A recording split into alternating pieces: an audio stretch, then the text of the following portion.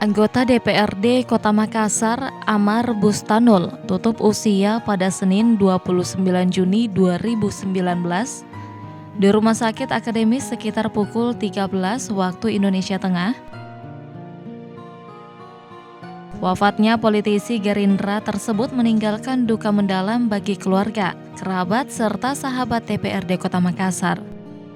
Upacara pelepasan jenazah almarhum Amar Bustanul digelar di lobi kantor DPRD Kota Makassar yang dipimpin langsung oleh Ketua DPRD Kota Makassar Faruk Mbeta, sekaligus melakukan penghormatan terakhir kepada jenazah Ketua Fraksi Gerindra Makassar tersebut.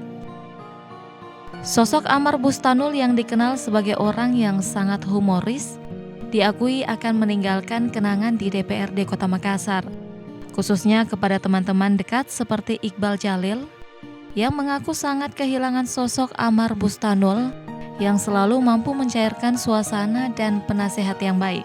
Secara pribadi saya dengan Pak Amar itu adalah, saya sering sampaikan, saya mungkin dengan Pak Amar tidak terlahir dari rahim yang sama, tapi dia lebih daripada saudara. Yang pertama, saya bersama dengan Pak Amar itu sudah 2 periode. Dari periode pertama bersama dengan beliau, teman bercanda yang paling banyak, sampai yang namanya ya separah-parahnya lah. Pelepasan jenazah almarhum juga dihadiri oleh mantan Wali Kota Makassar Ilham Arif Sirajudin yang turut mengenang almarhum sebagai sosok yang baik.